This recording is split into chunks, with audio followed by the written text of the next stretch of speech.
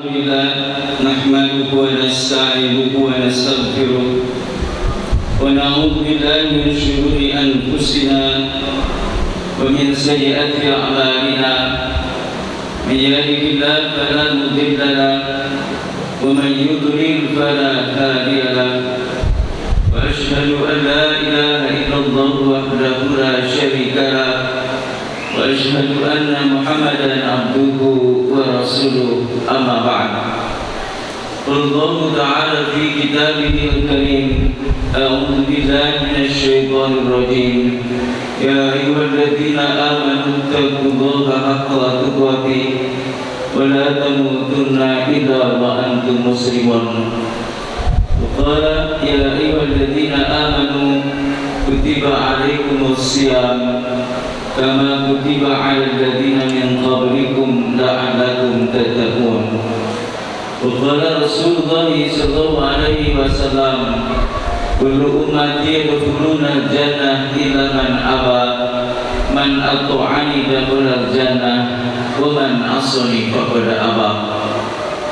Hadirin wa imanul hadirat jamaah Masjid Al-Mu'min yang saya hormati, sidang sholat Isya dan Qiyamul Ramadan yang insyaallah dimuliakan Allah Subhanahu wa taala. Senantiasa kita memuji dan bersyukur kepada Allah Subhanahu wa taala atas limpahan rahmat, nikmat serta inayahnya kepada kita semua. Pada malam hari ini kembali kita dapat berkumpul, bertemu dan bermuajah dalam kegiatan ibadah khususnya di bulan Ramadan pada tahun ini, tahun 1443 Hijriah, baik melaksanakan ibadah yang senantiasa kita tunaikan dalam keseharian kita sampai saat ini, maupun ibadah yang khusus terkait dengan ibadah Ramadan, baik menunaikan ibadah siang di siang harinya maupun melaksanakan ibadah sholat Qiyamul Ramadan pada malam harinya. Dan insyaallah pada malam ini kita akan lanjutkan kembali pelaksanaan ibadah itu untuk meraih keberkahan yang disediakan Allah Subhanahu wa taala dalam bulan Ramadan, bulan yang agung, bulan yang istimewa, bulan yang diberkahi oleh Allah Subhanahu wa taala. Bagaimana Bapak dan Ibu yang saya hormati, ini merupakan pertemuan dengan bulan Ramadan yang kesekian kalinya dengan kita semua. Maka tentu kita berharap bahwa kesempatan emas ini memberikan karya nyata yang terbaik yang dihadirkan oleh kita semua, sehingga bulan Ramadan pada tahun ini jikalau menjadi bulan Ramadan yang terakhir, maka berarti bulan Ramadan ini bulan Ramadan yang terbaik bagi kita. Kita berharap bahwa itu kita raih, tapi tentu meraih itu butuh perjuangan. Apalagi kalau kita merujuk kepada apa yang difirmankan Allah Subhanahu wa taala tentang bagaimana Allah Subhanahu wa taala mensyariatkan ibadah siang Ramadan, bahkan ibadah siang pada umumnya, yang dengan ibadah siang tersebut Allah Subhanahu wa taala mendidik, membina orang-orang yang beriman agar senantiasa meningkatkan kualitas kepribadiannya di hadapan Allah Subhanahu wa taala, yakni derajat yang paling tinggi di sisinya, yakni derajat orang yang bertakwa. Dan begitu jelas dalam Al-Qur'anul Karim surah Al-Baqarah ayat 183, Allah Subhanahu wa taala mengingatkan kepada kita semua tentang tujuan dari ibadah siang itu. A'udzu billahi minasyaitonir rajim. Ya ayyuhalladzina amanu kutiba 'alaikumus shiyam kama kutiba 'alal ladzina min qablikum la'allakum tattaqun.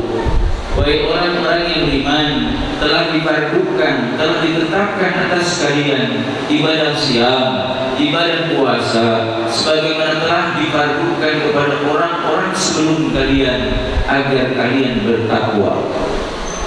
begitu sangat jelas dan tegas. Allah menyebutkan, menggandengkan ibadah siam dengan takwa. Padahal kita tahu takwa itu merupakan tujuan dari semua ibadah yang diperintahkan Allah Subhanahu wa taala. Merujuk kepada Al-Qur'an surah Al-Baqarah ayat 21. Allah Subhanahu wa taala berfirman, "A'udzubillahi minasyaitonir rajim.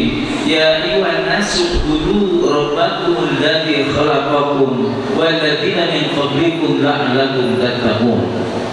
Kata Allah, wahai manusia, beribadahlah kalian kepada Rabb kalian, sembahlah Rabb kalian yang telah menciptakan kalian dan telah menciptakan orang-orang sebelum kalian, yang dengan beribadah menyembah kepadanya agar kalian bertakwa.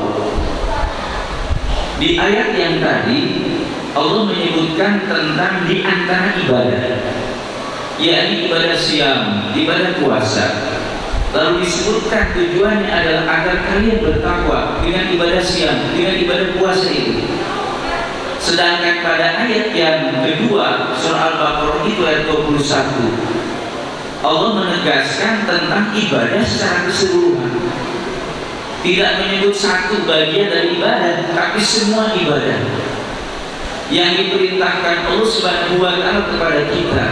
Manakala kita melaksanakannya, maka kalian menjadi orang yang bertakwa. Ini memberikan pelajaran kepada kita, berarti ibadah saum, ibadah puasa itu memiliki keistimewaan tersendiri. Sampai-sampai tujuan takwa yang merupakan tujuan ibadah seluruhnya, itu justru ibadah saum dikeluarkan seolah-olah dari kata ibadah. Lalu kemudian siapa yang menunaikan ibadah siam itu, tujuannya tujuan ibadah secara keseluruhan. Bagaimana rahimahumullah? Berarti kalau begitu ada rahasia yang luar biasa yang harus kita singkap, yang harus kita ketahui. Kenapa demikian? Sebab tujuan tersebut ternyata tidak mudah untuk bisa didapatkan, karena ada tahapan yang harus kita lewati untuk mencapai kepada takwa. Maka ada tahapan yang harus dilewati dari ibadah siam yang kita tunaikan. Jadi jangankan ibadah secara keseluruhan yang diajarkan Allah kepada kita, yang diperintahkan Allah kepada kita, melaksanakan ibadah puasa, ibadah saum saja, itu membutuhkan tahapan untuk mencapai kepada tujuan yang disebut dengan takwa. Lalu kita bertanya, apa tahapannya supaya dengan ibadah siam itu maka kita bisa mendapatkan takwa? Tahapannya oleh Allah Subhanahu wa taala disampaikan. Kalau tadi ayat 183, pada ayat 184-nya Allah menyebutkan tahapan itu. Di akhir, di ujung ayat tersebut, surah Al-Baqarah 184, Allah Subhanahu wa taala berfirman, "A'udzubillahi minasyaitonir rajim. Wa antasumu khairul lakum in kuntum ta'lamun." Berpuasa itu kebaikan untuk kalian jika kalian mengetahuinya, jika kalian memiliki ilmunya. Maka bisa dipahami bahwa untuk mendapatkan ibadah saum, ibadah puasa yang betul-betul teguh dan kuat, sehingga dengan ibadah saum yang benar, yang kuat itu bisa menghantarkan kita kepada takwa, maka wajib setiap kita punya ilmunya. Itu tahapan pertama, yaitu ilmu. Gak usah ditanya lagi. Ibadah puasa itu kata Allah, khairul lakum, kebaikan untuk kalian. Dan itu yang menyatakannya Allah sendiri, Maha benar Allah. Sehingga kemudian bagi orang yang beriman tidak ada keraguan tentang menunaikan perintah ibadah puasa itu, karena Allah sendiri yang menyampaikan bahwa berpuasa itu kebaikan untuk kalian. Dan orang-orang yang memiliki iman pasti akan memburu kebaikan itu, karena mereka yakin apa yang diperintahkan Allah memberikan kebaikan kepada dirinya. Itu garansinya, itu jaminannya. Tapi umat iman untuk mencapai itu, Allah menjelaskan kepada kita ada tahapannya. Yang pertama adalah ilmu. Setiap kita harus memiliki pengetahuan tentang ibadah siam itu. Dari A sampai Z, dari alif sampai ya. Tidak boleh ada yang tertinggal tentang pengetahuan ibadah Ramadan itu. Apalagi bagaimana dengan Allah. Rasul secara khusus menyampaikan kepada para sahabat yang penyampaian tersebut tidak pernah dikerjakan lagi, tidak pernah dilakukan lagi. Padahal bulan Ramadan itu sudah ada. Sebelum disyariatkan ibadah puasa Ramadan, bulan Ramadannya sudah ada. Tapi sikap Nabi terhadap bulan Ramadan itu baru ditunjukkan keistimewaannya, kekhususannya itu ketika tahun kedua Hijriah. Ketika 2 tahun berada di Madinah. Pada masa sebelumnya, termasuk di Makkah selama 13 tahun, tidak ada keistimewaan bulan Ramadan, sama saja dengan bulan yang lain. Tapi ketika kemudian turun syariat ibadah siam Ramadan dengan turunnya wahyu Allah Subhanahu wa taala, surah Al-Baqarah 183 dan selanjutnya, maka kemudian 2 hari menjelang datangnya bulan Ramadan atau 2 hari akhir bulan Sya'ban, setelah Nabi melaksanakan ibadah sholat asar berjamaah, tiba-tiba Rasulullah naik ke mimbar lalu kemudian berceramah. Yang peristiwa itu dia pernah terjadi sebelumnya, bukan hanya tahun kemarin, pokoknya selama sebelum itu tidak pernah Nabi melakukan itu. Tiba-tiba Nabi naik mimbar lalu kemudian berceramah di depan para sahabat. Buah kata Rasul, ayyuhan nas, wahai manusia, qad adzalakum syahrul Ramadan, syahrun azim, syahrul mubarak. Kata Nabi telah melindungi kepada kalian yang bulan Ramadan. Kalian telah mendapatkan perlindungan dengan datangnya bulan Ramadan, bulan yang agung, bulan yang diberkahi. Baru pada saat itu tiba-tiba bulan Ramadan dilabeli, diberikan predikat tiba-tiba sebagai bulan yang agung, bulan yang istimewa, bulan yang diberkahi. Sebelumnya tidak. Kemudian kenapa bulan Ramadan disebut dengan bulan yang agung, bulan yang diberkahi? Rasul melanjutkan sabdanya. Kata Rasulullah, fihi lailatun khairun min alfi syahr. Pada bulan Ramadan itu ada 1 malam yang nilainya lebih baik daripada beribadah dan berjihad selama 1000 bulan. Bayangkan 1 malam berbanding dengan beribadah, berjihad selama 1000 bulan. Kata Rasulullah, dalam bulan Ramadan atas 1 malam yang nilainya lebih baik daripada beribadah dan berjihad selama 1000 bulan. Itu menjadi alasan pertama kenapa bulan Ramadan itu bulan yang agung, bulan yang istimewa, dan bulan yang diberkahi. Kemudian kata beliau, dilanjutkan sabdanya, qad ja'alallahu lakum, Allah telah menjadikan untuk kalian siam, ibadah siam yang fardhu, sesuatu yang fardu, sesuatu yang wajib. Lalu kemudian kata Rasulullah, wa ja'ala lakum qiyama tatawuan, dan Allah menjadikan untuk kalian ibadah sholat malamnya sebagai ibadah yang sunnah. Bagaimana dengan Allah? Kata Rasulullah bahwa bulan Ramadan itu menjadi istimewa. Kenapa? Karena pada bulan Ramadan itulah maka Allah Subhanahu wa taala hari ini sekarang mensyariatkan dengan kewajiban melakukan ibadah puasa Ramadan yang sebelumnya tidak ada. Dan kemudian Allah menjadikan ibadah sholat malamnya itu ibadah yang sunnah. Pertanyaan yang menarik di sini bagaimana adalah, bukankah ibadah puasa itu merupakan syariat orang sebelum kita? Sebagaimana ayat Al-Baqarah 183 bahwa ibadah puasa telah diwajibkan, difardukan, ditetapkan kepada orang-orang sebelum kalian.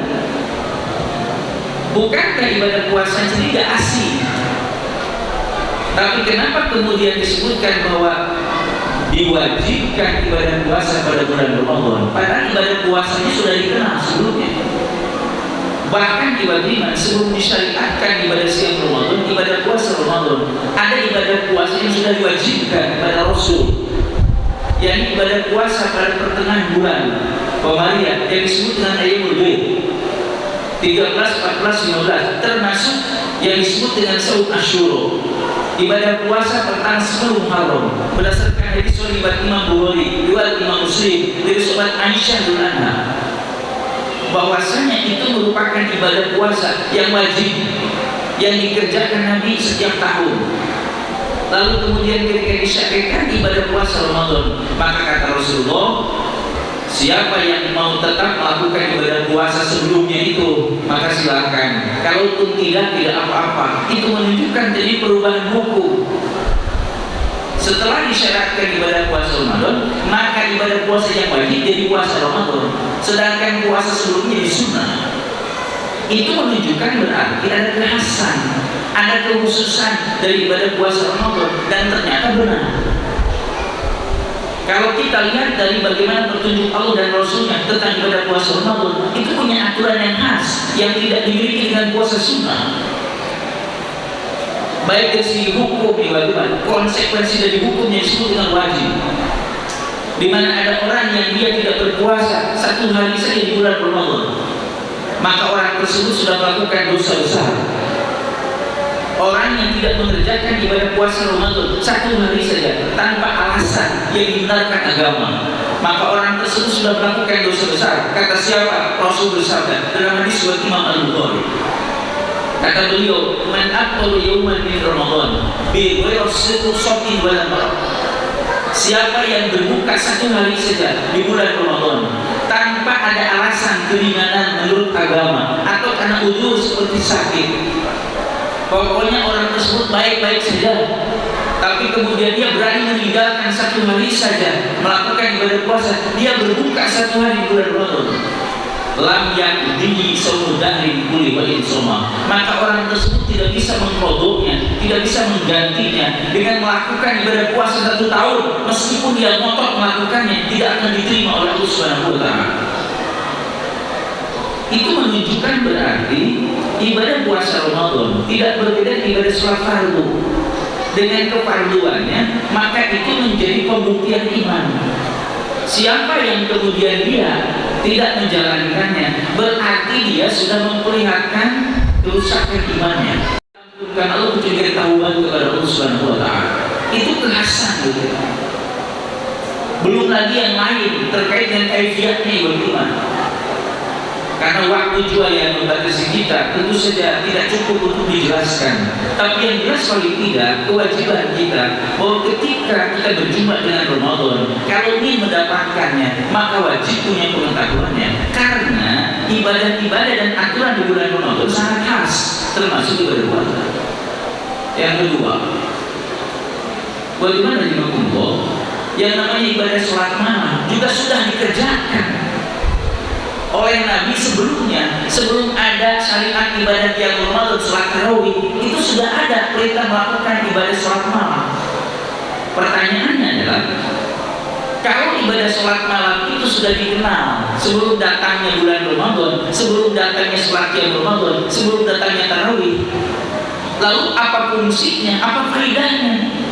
Rasul menyebutkan bahwa Allah menjadikan sholat malam di bulan Ramadan sebagai ibadah yang sunnah. Bukankah ibadah sholat malam sebelumnya ibadah?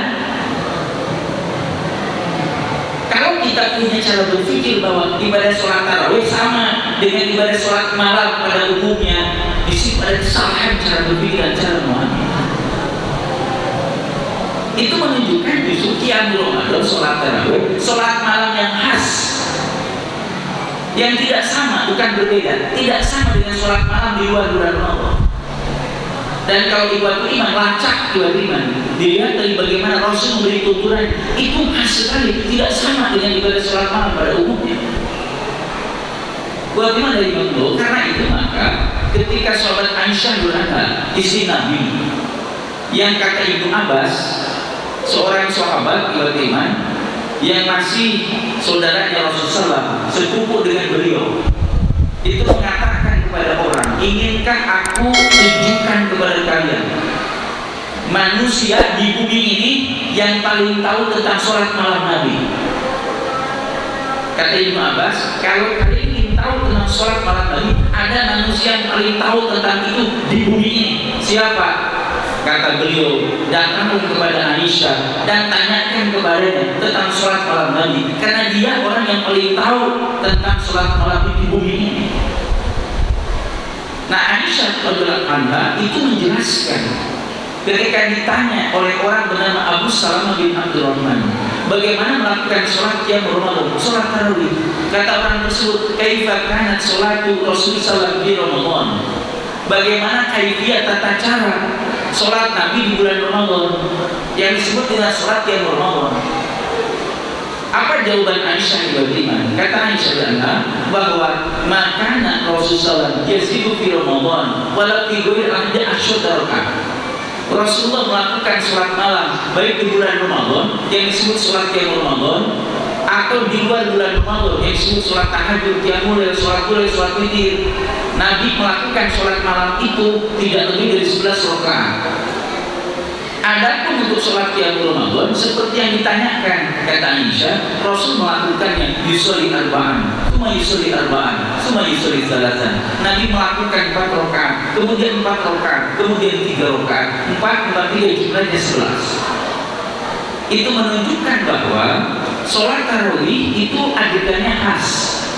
Jumlahnya tidak lebih dari 11 dan tidak kurang dari 11.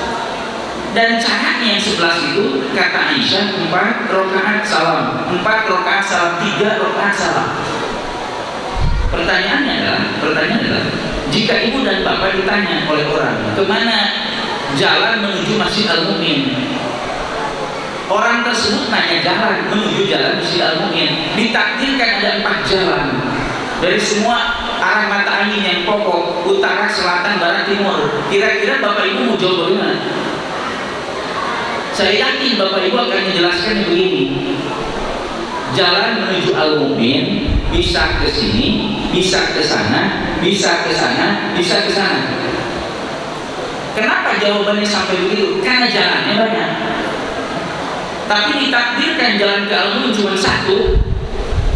Kemana jalan Al-Mu'min? Pasti ibu dan bapak akan menjawab, jalan ke Masjid Al-Mu'min ke sini. Kenapa tidak diterangkan yang lain? Karena tidak ada yang lain kecuali itu. Sholat malam Nabi itu bervariasi di bulan Ramadan. Tapi ketika ditanya sholat malam di bulan Ramadan, Aisyah menjawabnya, Nabi melakukan 11 rakaat 4, 3. Kenapa tidak diterangkan yang lain? Karena tidak ada yang lain kecuali itu. Bagaimana Allah? Tetapi kemudian ada sebagian kalangan yang justru menyamakan sholat tarawih dengan sholat malam di bulan Ramadan. Padahal cirinya sudah banyak perbedaan. Apa? Bahwa ibadah sholat tarawih Nabi menganjurkan kepada para sahabat mengajak istri dan keluarganya untuk melakukan ibadah sholat tarawih di masjid berjamaah. Di situ menunjukkan kekhasan. Tapi ada orang yang kemudian mengatakan bahwa bagaimana untuk perempuan lebih utama di rumah atau di masjid? Bukankah untuk perempuan lebih utama di rumah? Iya, itu dalil umum, itu keterangan umum, itu petunjuk umum disebutnya. Ketika ada dalil khusus, keterangan khusus, tuntunan khusus, maka tidak boleh. Keterangan yang umum itu diberlakukan ketika ada dalil khusus. Karena keterangan yang khusus bahwa Nabi sendiri yang memerintahkan kepada sahabat mengajak istri dan keluarganya untuk melakukan sholat tarawih berjamaah, bahkan dipimpin oleh Nabi, khususnya ketika 10 terakhir Ramadan, khususnya di malam ganjil 10 terakhir Ramadan. Maka kemudian para sahabat itu mereka berjamaah dengan Nabi, itu terjadi.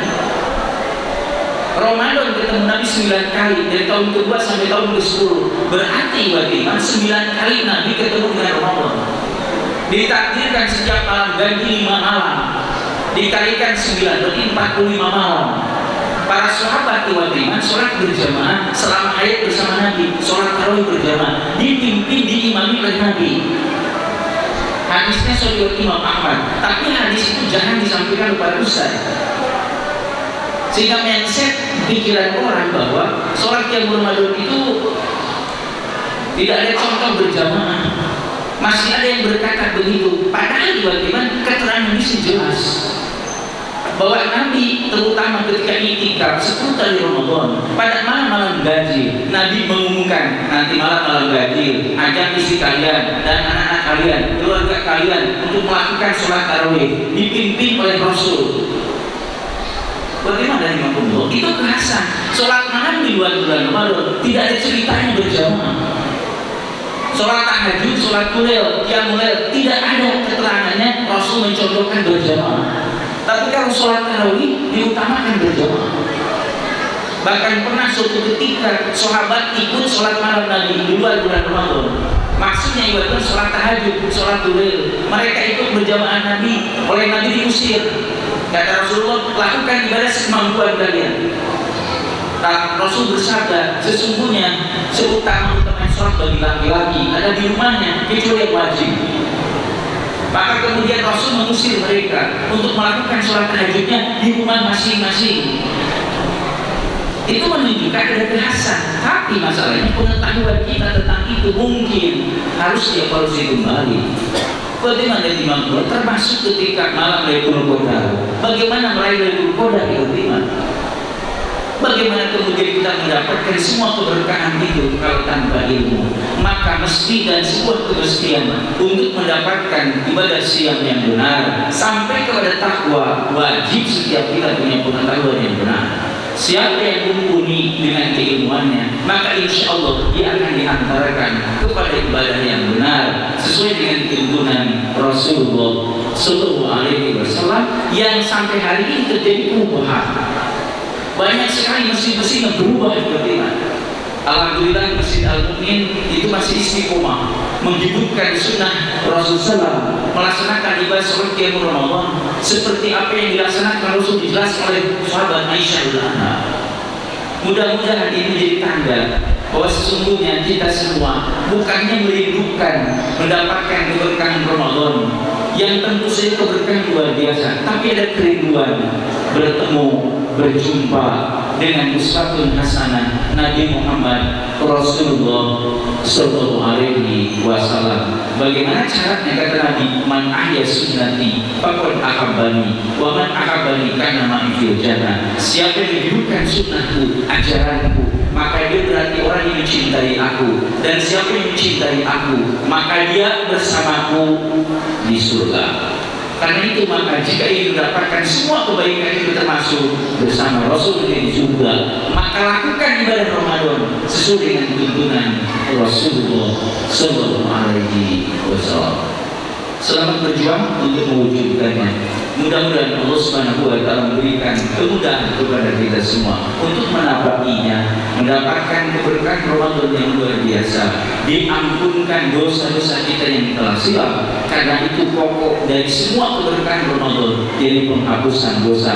Kata Rasulullah, celaka dan merugi seseorang manakala Ramadan datang kepada dirinya. Allah kasih kesempatan berjumpa dengan Ramadan, cuman salah, kemudian berlalu selesai Ramadannya, qabla an yughfar lahu, sebelum dia diampunkan dosa. Itu orang yang rugi, kata Rasulullah, orang yang berjumpa dengan Ramadan tapi dosanya belum diampunkan, belum dihapus oleh Allah Subhanahu wa taala. Mudah-mudahan Allah Subhanahu wa taala mengampuni segala dosa dan kesalahan kita, menerima segala amal ibadah kita. Amin ya rabbal alamin. Wallahu a'lam bishawab. Aqulu qouli hadza wa astaghfirullah li wa lakum. Rabbana la tuzigh qulubana ba'da idh hadaytana wa hab lana min ladunka rahmatan innaka antal wahhab. Allahumma arina al-haqqa haqqan warzuqna ittiba'ah wa arina al-batila batila warzuqna ijtinabah. Rabbana atina fid dunya hasanah wa fil akhirati hasanah wa qina adzabannar. Alhamdulillah. Assalamualaikum warahmatullahi wabarakatuh.